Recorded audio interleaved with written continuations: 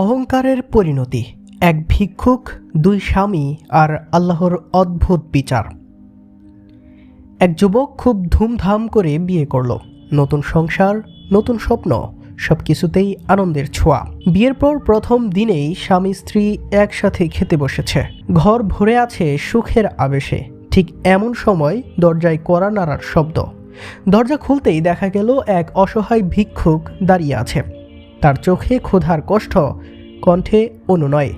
ভাই, একটু খাবার দিন, অনেক ক্ষুধা লেগেছে। স্ত্রীর মন নরম হয়ে গেল, কিন্তু স্বামী ভীষণ রেগে উঠল।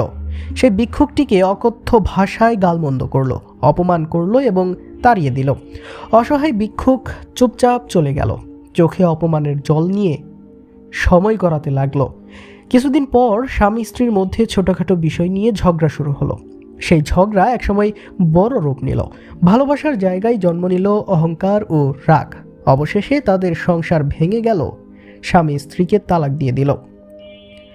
স্ত্রী কাঁদতে কাঁদতে বাবার বাড়ি ফিরে গেল। কয়েক বছর পর মেয়ের বাবা আবার তার বিয়ে দিলেন। এবার তার স্বামী ছিলেন অনেক ধনী, শিক্ষিত এবং দয়ালু মানুষ। নতুন করে শুরু হলো তার জীবন। একদিন তারা দুজন একসাথে খেতে বসেছে। এমন সময় আবার দরজায় কড়া নাড়ল কেউ। একজন ভিক্ষুক খাবার চাইছে। দ্বিতীয় স্বামী শান্ত কণ্ঠে বললেন, তুমি তাকে কিছু খাবার দিয়ে আসো, আমরা পরে খেলেও চলবে, কিন্তু সে যদি এখন না পায়, কোথায় পাবে? স্ত্রী খাবার নিয়ে দরজার দিকে এগোলো। ভিক্ষুকের মুখের দিকে তাকাতেই তার হাত কেঁপে উঠল। সে অবাক হয়ে দেখল, এ তো তার প্রথম স্বামী। আজ সে ভিক্ষার পাত্র হাতে দাঁড়িয়ে আছে। মেয়েটির চোখ দিয়ে অঝোরে পানি পড়তে লাগলো।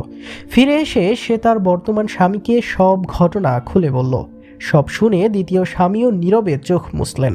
তারপর বললেন, তুমি হয়তো আরও অবাক হবে এটা জেনে, যেদিন তোমার প্রথম স্বামী এক ভিক্ষুককে অপমান করে তাড়িয়ে দিয়েছিল, সেই অসহায় ভিক্ষুকটি ছিলাম আমি। আল্লাহ আমাকে পরবর্তীতে সম্মান ও সম্পদ দিয়েছেন। স্ত্রী নিঃশব্দে মাথা নিচু করে রইল।